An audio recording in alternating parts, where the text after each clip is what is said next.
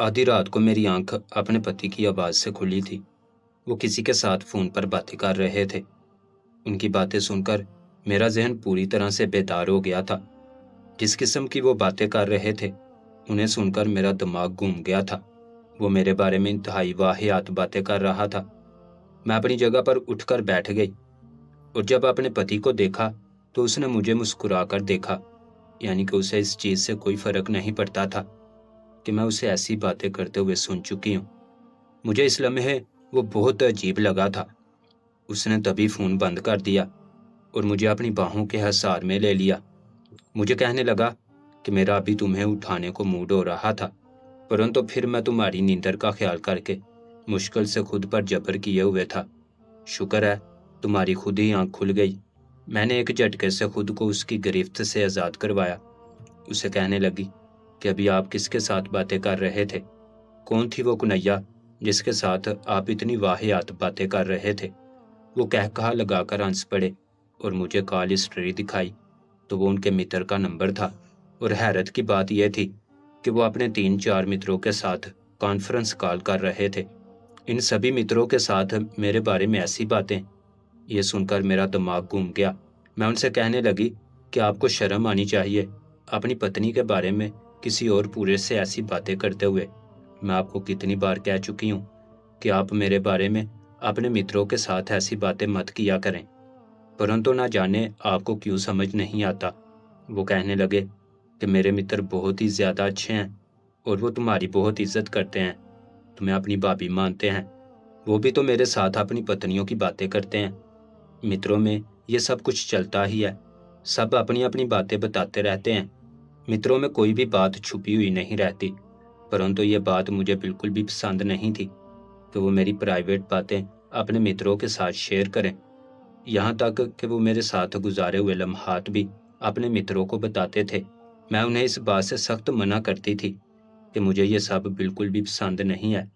पहले ही दिन उन्होंने मेरे साथ जो खलबत के लम्हात गुजारे थे, उन्होंने मेरी मर्जी के खिलाफ उन्हें कैमरे में रिकॉर्ड कर लिया था।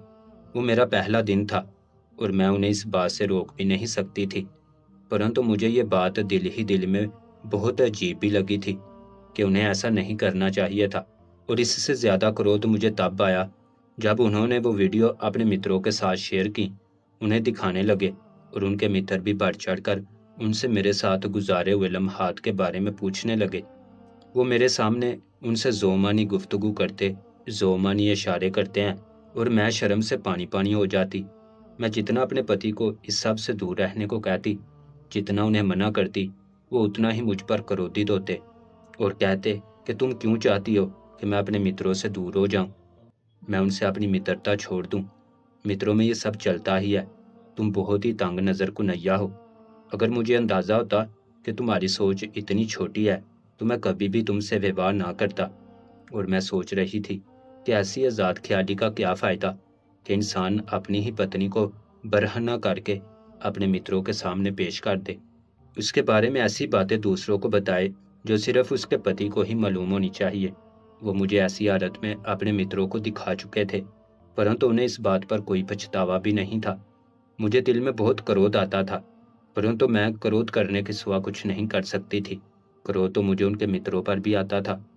बैठे बैठे मुझे डिप्रेशन के दौरे पड़ते और मैं जानती थी उनके मित्र ऐसी बातें सुनकर मुझे वैसा ही तसव्वुर करते, परंतु मैं क्या करती जब अपना सिक्का ही खोटा निकला। जो मेरी इज्जत का रखवाला था, मैं उसकी गैरत थी, जब उसे ही किसी बात से फर्क नहीं पड़ता था तो और किसी को क्या इल्ज़ाम देती। मुझे सख्त नफरत थी ऐसे पुरुष से जो अपनी घर की महिलाओं का जिक्र मित्रों की महफिल में करते थे, जो कि खुद भी उनकी तरह ही थे। समय इसी तरह से बीतता जा रहा था। मेरे पति मेरा बहुत ही ज़्यादा ख्याल रखते थे, हर बात में मेरी मर्जी पूछते, यहाँ तक कि उन्होंने मुझे अपने घर वालों से अलहदा रखा था। उनके यहाँ जॉइंट फैमिली सिस्टम था। इनके सब बहन भाई, ताया चाचू लोग एक ही घर में इकट्ठे रहते थे, परंतु जब मैं विवाह होकर वहाँ पर गई तो मुझ पर भी काम का और घरेलू जिम्मेदारियों का बहुत बोझ था। मैं अपने घर में बहुत लाडली थी और हमारे घर में खाना बनाने का काम माँ ही करती थी, परंतु सफाई सुथराई और बर्तन धोने के लिए मुलाजमा आती थी। माँ ने हमसे कभी भी ज्यादा काम नहीं करवाया था। यही वजह थी कि मुझे भी कामकाज की आदत नहीं थी। अब जब बड़े पूरे ससुराल में आई और मुझे ज़्यादा काम करना पड़ा तो मैं बौखला गई थी। ऐसे में मेरे पति ही थे जिन्होंने मेरा साथ दिया और अपने घर वालों के सामने स्टैंड लिया। वो कहने लगे कि हम दोनों अपनी अलग दुनिया बसाना चाहते हैं, हम दोनों अलग घर में रहना चाहते हैं। उनके माता पिता ने, सब लोगों ने इस बात की मुखालफत की। कहने लगे कि यहाँ पे शुरू से यही रिवाज है कि हम सब मिलजुल कर एक ही घर में रहते हैं। उस कन्हैया ने आते ही तुम्हें हमसे अलग कर दिया, तुम्हें हमारे खिलाफ वर्गलाना शुरू कर दिया। ये कन्हैया कभी भी तुम्हारे साथ मुखलिस नहीं हो सकती। अपने घर वालों की मेरे बारे में ऐसी बातें सुनकर मेरे पति को बहुत क्रोध आया। यूं भी वो जानते थे कि मैंने तो उनसे कभी कोई शिकायत नहीं की थी, कभी उनसे किसी बात का गिला नहीं किया था। ये सब कुछ वो अपनी आंखों से देखते थे और उन्हें अच्छा नहीं लगता था कि मैं भाग भाग कर उनके घर के अफराद के काम करूं।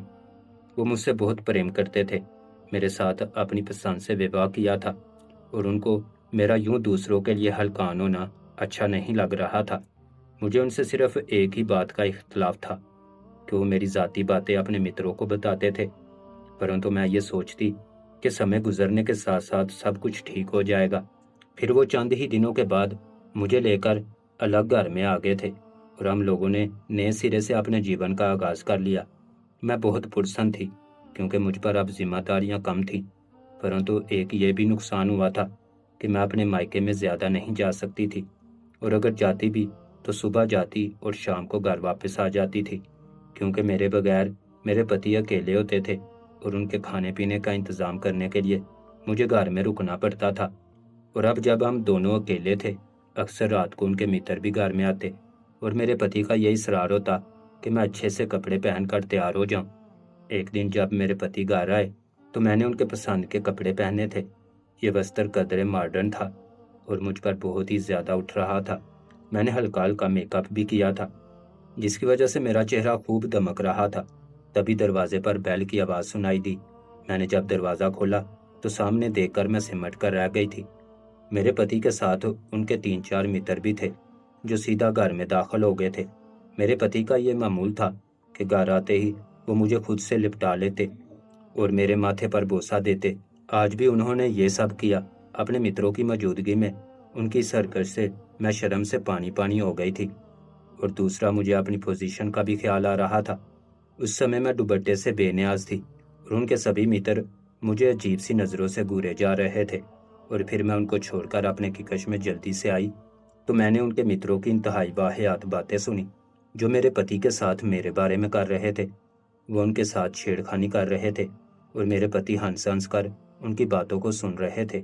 उनका एक मित्र कह रहा था, यार भाभी तो बड़ी मास्टरपीस ढूंढी है, इस ड्रेस में तो गजब डा रही थी। मेरी तो नज़रें उनसे नहीं हट रही थी। तुम तो बड़े ही खुश नसीब हो कि उनको अपने साथ लिपटाते हो और बोसा देते हो। हम तो उनकी सुंदरता की तरफ देखकर ठंडी आहें ही भर सकते हैं, जबकि असली किंग तो तुम हो जो इस सुंदरता के मालिक हो। उनकी ऐसी खबासत भरी बातें मेरे दिलो दिमाग पर किसी हथौड़े की तरह लग रही थी। कितनी देर तक मैं सदमे से निडार रही। अपने पति का ये रूप देखकर मुझे बहुत दुख हुआ था। उसके बाद मैंने उन्हें समझाया, उनसे नाराज़ भी रही, हर तरह से उन्हें मनाने की कोशिश की कि आप इस काम से बाज आ जाएं, परंतु वो कुछ सुनने पर तैयार ही नहीं होते थे। अक्सर वो अपने मित्रों को लेकर घर में आ जाते और उनके मित्र सीधा किकश में आ जाते और बेतकल्फी से मेरे साथ बातें करने लगते थे। मेरा दिल करता था कि सबके मुंह पर थप्पड़ मारकर उन्हें अपने घर से निकाल दूं। ये सब मुझे अच्छा नहीं लगता था क्योंकि हमारे घर का माहौल इससे मुख्तलिफ था, बल्कि मेरे ससुराल का माहौल भी इससे मुख्तलिफ ही था। अब मुझे समझ आई थी कि मेरे पति की अपने घर वालों से क्यों नहीं बनती थी, क्योंकि वो बहुत ही ज़्यादा खुले डुले मिजाज के मालिक थे और उनके घर वाले भी खासे तंग नज़र और रवायात के पक्के थे। अपने घर में तो वो कभी भी बेडरूम में अपने मित्रों को लेकर नहीं आ सकते थे। अक्सर ही वो जब मेरे साथ तन्हाई के लम्हात गुजारते तो इसको वीडियो में कैद कर लेते। मैं लाख एहतजाज करती, मना करती, परंतु वो मेरी बात को एक कान से सुनकर दूसरे कान से निकाल दिया करते थे। और क्रोध तो मुझे तब आया जब एक दिन मैंने रात को उन्हें अपने मित्रों को ये तमाम वीडियोस दिखाते हुए देखा। उनके मित्रों के जोरदार ऊंचे कह कहे और ज़ोमैनी गुफ्तगू से मेरा दिमाग खोलने लगा था। मैंने जब खुद को इतने पुरुष के सामने बरहना देखा तो मुझे अपने पति पर सख्त क्रोध आने लगा कि यह किस किस्म का व्यक्ति था जो खुद ही अपनी पत्नी की दूसरों के सामने नुमाइश कर रहा था और उसे इस बात से बिल्कुल शर्म नहीं आ रही थी। पिछले कुछ दिनों से अब मेरे पति का मामूल बदल गया था। हर वक्त वो गुमसुम से रहने लगे थे और चिंतित दिखाई देते थे। अब जब मैं उनसे इस बारे में पूछती तो वो खामोश होकर रह जाते। इन दिनों मेरी तबीयत भी बहुत ख़राब रहने लगी थी। जब वो मुझे डॉक्टर के पास लेकर गए तो डॉक्टर ने मुझे माँ बनने की खुशखबरी सुनाई थी। ये सुनकर मेरे पति भी बहुत पुरसन्न हुए थे, परंतु ना जाने क्यों उनके चेहरे पर तशवीश और चिंता नजर आ रही थी। मैंने काफ़ी दफ़ा पूछा कि आपको क्या समस्या है, मुझको बताएं, परंतु वो खामोश हो जाते। इतना तो मैं भी जानती थी कि उनको कोई बात चिंतित कर रही थी, परंतु वो मुझे बताने से कतरा रहे थे। यही मेरे लिए बड़ी चिंता थी। बड़ी से बड़ी समस्या वो मेरे साथ आराम से शेयर कर लिया करते थे, मगर अब की बार उनकी चुप मुझे डरा रही थी। उस दिन मेरी तबीयत सख्त खराब थी, मुझसे उठा भी नहीं जा रहा था। अजीब बोझल तबीयत हो रही थी। मैंने अपनी छोटी बहन को घर पे बुला लिया ताकि वो मेरा ख्याल रख सके। माँ ने दबे दबे लफ्ज़ों में एहतजाज भी किया कि तुम्हारी बहन का यूं तुम्हारे पास आकर रुकना मुनासिब नहीं है। तुम जानती हो कि हमारा ऐसा माहौल नहीं है। जवान कुनैया का बहनोई के घर रुकना अच्छा नहीं माना जाता।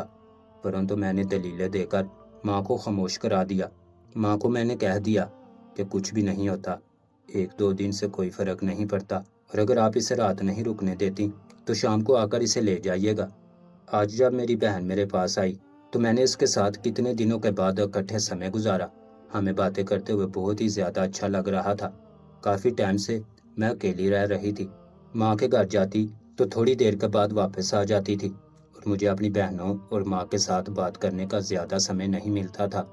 आज मेरे पति भी घर जल्दी आ गए थे। उन्हें भी मेरी बहन से बात करके अच्छा लगा। अब अक्सर ही मेरी बहन आ जाती थी, कभी रात को यहीं पर रुकती और कभी माँ उसे शाम को आकर ले जाती थी।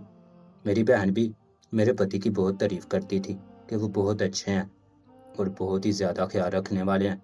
उसकी तारीफ सुनकर माँ मुतमिन हो गई थी कि मेरी बहन को मेरे पति से कोई खतरा नहीं है। माँ को भी आजकल की अफवाहें, खबरें सुनकर डर लगता था। जिस किस्म की बातें आजकल गर्दिश कर रही थी, बहन बहन का घर उजाड़ रही थी और बहनोई अपनी ही साली की इज्जत का दुश्मन बैठता था, ये सब बातें सोच सोच कर माँ चिंतित होती रहती थी। परंतु अब जब उन्हें मेरे पति की तरफ से तसल्ली हो गई थी तो उन्होंने मेरी बहन को मेरे पास रहने की अनुमति दे दी कि कितने कितने दिन तक मेरी बहन मेरे पास रहती और उसकी वजह से मुझे भी ढारस बंदी रहती। वो मेरा बहुत ख्याल रखती थी और उससे बातें करते हुए मेरा दिल भी कुछ बहला रहता था, वरना अकेले तो मैं डिप्रेशन का शिकार होती रहती थी। डॉक्टर ने भी कहा था कि मेरे पास हर समय कोई इंसान मौजूद रहना चाहिए ताकि अगर मेरी तबीयत ख़राब हो जाए और मुझे किसी चीज़ की आवश्यकता पड़े तो कोई मेरी सहायता कर सके। मेरा मेरी बहन से बढ़ के और कौन ख्याल रख सकता था। कुछ ही टाइम तक उसका विवाह मुतवक्के था और जब तक वो माँ के घर में थी तब तक मैं उसके साथ भरपूर समय गुजारना चाहती थी। न जाने विवाह के बाद उसके ससुराल वाले उसे ज़्यादा हम लोगों से मिलने देते या उसे घर में कैद करके रखते। मुझे जैसा जीवन मिला था उसके बारे में मैंने नहीं सोचा था और न जाने उसे भी आगे कैसा जीवन मिलने वाला था। मुझे अपनी बहन पर बहुत ही ज़्यादा विश्वास था। विश्वास तो मुझे अपने पति पर भी था कि वो मेरे अलावा किसी की तरफ आंख उठाकर भी नहीं देख सकते। मुझे उनकी सिर्फ एक ही बात से इख्तलाफ था कि वो अपने मित्रों से मेरे बारे में जो खुली डुली गुफ्तगू करते थे वो करना बंद कर दें, और अब उनके मित्रों ने भी घर में आना जाना छोड़ दिया था। ये देखकर मैं बहुत ही ज़्यादा पुरसन्न थी कि मुझे यही शिकायत थी कि मेरी बहन की मौजूदगी में वो कहीं अपने मित्रों को घर में ना लेकर आ जाएं। अब जब उन्होंने मित्रों को भी घर में लाना छोड़ दिया तो मैं भी मुतमिन सी हो गई। अब वो मेरे बारे में मित्रों के साथ ऐसी वैसी बातें नहीं करते थे। मैं पुरसन्न थी कि उन्हें अकल आ गई थी। वो समझ गए थे कि अपनी पत्नी को दूसरे के सामने पेश नहीं करना चाहिए, परंतु उनके चेहरे पर छाई चिंता देखकर मैं सोच में पड़ जाती थी कि आखिर उन्हें क्या मसला है जो वो मुझे बताते नहीं हैं। अब ना तो वो अपने मित्रों के साथ लंबी लंबी कॉल करते थे और ना ही उनके साथ हंसी मजाक करते थे, बल्कि जब कभी उनके किसी मित्र की कॉल आ जाती तो वो थोड़ी देर बात करके बंद कर दिया करते थे। उनकी खामोशी में मुझे किसी अनहोनी के होने का एहसास होता था और मैं पूछ पूछ कर थक गई थी, परंतु वो बताने का नाम नहीं लेते थे। आज भी रात को मैं सो रही थी जब अपने पति की आवाज़ सुनकर मेरी आंख खुली। वो किसी से अजीब सी बातें कर रहे थे। कहने लगे कि मुझे थोड़ा सा समय दो, मैं तुम्हारी ये डिमांड पूरी कर दूंगा। दूसरी तरफ से न जाने क्या कहा गया कि वो कहने लगे ठीक है, मुझे 2 दिन की मोहलत दे दो, 2 दिन के बाद मैं तुम्हें आकर बता दूंगा कि क्या करना है। उनका अंदाज देखकर मैं चौंक गई। उनसे कहने लगी कि किसकी कॉल थी, आप किससे बात कर रहे थे। तब वो मुझे जागता देखकर बौखला के कहने लगे कि मैं अपने एक मित्र से बात कर रहा था, वो मुझसे कुछ पैसे उधार मांग रहा था और इसी के बारे में मैं उससे बात कर रहा था। परंतु उनका बौखलाया हुआ अंदाज देखकर मैं भी चिंतित हो गई थी कि इसमें इतना चौंकने वाली कौन सी बात थी। परंतु मैं चाहती थी कि जो बात उन्होंने मुझे नहीं बतानी वो मेरे लाख पूछने पर भी नहीं बताएंगे, इसलिए मैं भी खामोश हो गई। उन्हीं दिनों मेरी बहन अब मेरे पास कम ही आती थी, क्योंकि वो माँ के साथ मिलकर अपने विवाह की शॉपिंग कर रही थी। आज काफ़ी दिनों के बाद मेरी बहन आई थी और आज उसका इरादा रात को मेरे पास रुकने का था। शाम को जब मेरे पति घर आए तो वो भी मेरी बहन को देखकर बेसाख्ता पुरसन हो गए और उसके साथ इधर उधर की छोटी छोटी बातें करने लगे। मुझे उनके व्यवहार से किसी किस्म के शक का इजहार नहीं होता था, क्योंकि वो मेरी बहन को गलत नज़र से नहीं देखते थे। आज शाम को ही वो मुझे कहने लगे कि मेरे कुछ मित्र घर पे आ रहे हैं। ये सुनकर मैं कुफत ज़्यादा रह गई। उन्हें कहने लगी कि आपके मित्र पूरे घर में धुंधनाते हुए फिरते हैं, आपको ख्याल होना चाहिए कि अब घर में मेरी बहन भी है और इसकी मौजूदगी में आपके मित्रों का घर में आना क्या अच्छी बात है। अब वो कहने लगे कि वो आज रात यहीं पे रुकेंगे, उनका क़याम सिर्फ एक ही कश में होगा और वो घर में कहीं भी नहीं आएंगे। चिंता मत करो, मैंने उन्हें समझा दिया, वो किकर से बाहर नहीं निकलेंगे। मुझे अजीब सी बेचैनी हो रही थी। ऐसे लग रहा था जैसे कोई अनहोनी होने वाली है, जैसे कुछ गलत होने वाला है। मेरा बार बार दिल चाह रहा था कि मैं अपनी बहन को यहाँ से भेज दूँ, उससे कहूँ कि तुम अपने घर चली जाओ। परंतु फिर न जाने क्या सोचकर मैं खामोश हो गई। आधी रात गुजर गई थी, अभी तक मेरा पति की कश में नहीं आया था। आज मेरी तबीयत भी खराब हो रही थी और मुझे अजीब सी बेचैनी का एहसास भी हो रहा था। तभी मैं अपने किकश से निकलकर बाहर आई तो मुझे अपनी बहन के किकश से बातें करने की आवाज़ सुनाई देने लगी। मैं हैरान रह गई कि मेरे पति इस समय मेरी बहन के किकश में क्या कर रहे थे, जबकि मैं तो समझ रही थी कि वह अपने मित्रों के साथ मौजूद होंगे। उनकी इस समय मेरी बहन के साथ मौजूदगी मेरी समझ से बाहर थी। जब मैं अपनी बहन के किकश में आई तो अंदर का मंजर देखकर मैं हक तक रह गई थी। मेरे पति उसे वो वीडियो दिखा रहे थे जो उन्होंने विवाह की पहली रात मेरी बनाई थी। मेरी बहन पूरी तरह से रो रही थी और मुसलसल मुंह पे हाथ रखे नफ़ी में सर हिला रही थी। उन्हें कहने लगी कि मैं ऐसा कुछ नहीं कर सकती। मेरे पति कहने लगे कि किसी को कुछ भी पता नहीं चलेगा, कि यूं भी चंद दिनों तक तुम्हारा विवाह हो जाएगा और किसी को कुछ पता चल भी गया तो मैं सब कुछ संभाल लूँगा। तुम बस मेरी ये बात मान लो, मेरे पास इसके अलावा कोई रास्ता नहीं है। और फिर जब मुझे इन दोनों ने अपने सामने देखा तो मेरी बहन भी खामोश हो गई और मेरे पति के चेहरे की हवाएं उड़ने लगीं। वो सख्त भीत नजर आने लगे थे। अब जब मैंने मोबाइल पे अपनी बेहजाब वीडियो उन्हें अपनी बहन को दिखाते हुए देखा तो मेरा क्रोध से दिमाग घूम गया। मैं उन्हें कहने लगी कि आपको बिल्कुल भी शर्म नहीं आई, मेरी बहन को बरगलाते हुए। आप होते कौन हैं इसके साथ ऐसा करने वाले, हिम्मत कैसे हुई आपकी। तभी मेरी बहन कहने लगी कि भाई मेरे साथ ऐसा कुछ भी नहीं कर रहे, जो कुछ वो मुझे कह रहे हैं आपकी सोच से ऊपर की चीज़ है। ये बात कहते हुए मेरे पति को शिकवा करना नज़रों से देखने लगी थी। उसकी बात सुनकर मैं हैरान रह गई और कहने लगी कि मुझे बताओ क्या हुआ है।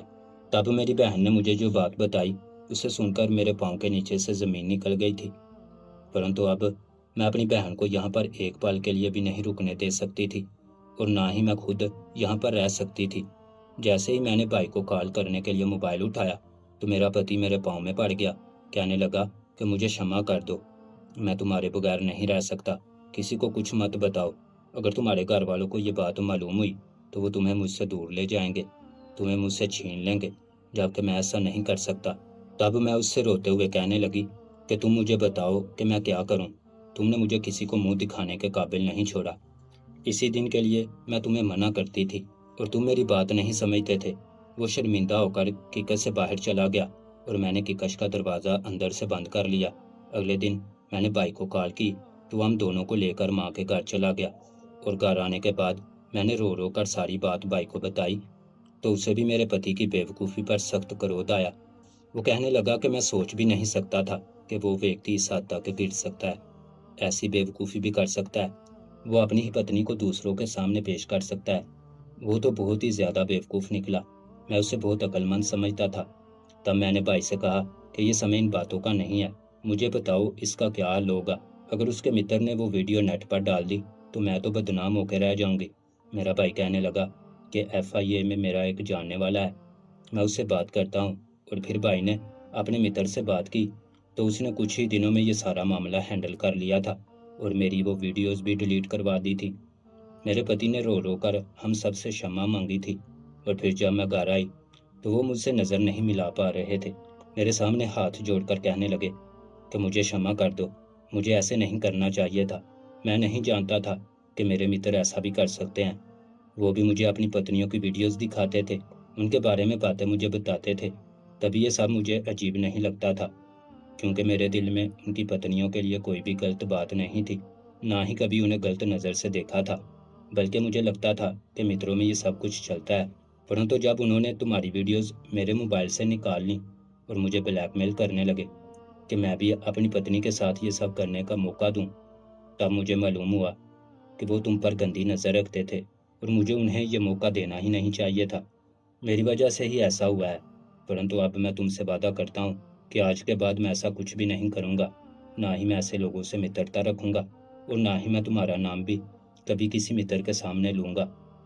इसके बाद मेरे पति सुधर गए थे। उन्होंने दोबारा ऐसी हरकत नहीं की थी। परंतु आज भी मुझे जब वो सब मुझे याद आता है तो मैं खून के घूंट भर के रह जाती हूँ कि मुझे इस बेहिजाब हालत में उनके मित्रों ने किस नज़र से देखा होगा और किस-किस को दिखाया होगा। ऊपर वाला सबके पतियों को अकल दे और अपनी पत्नियों को शो पीस बनाने के बजाय उन्हें घर में इज़्ज़त से रखें।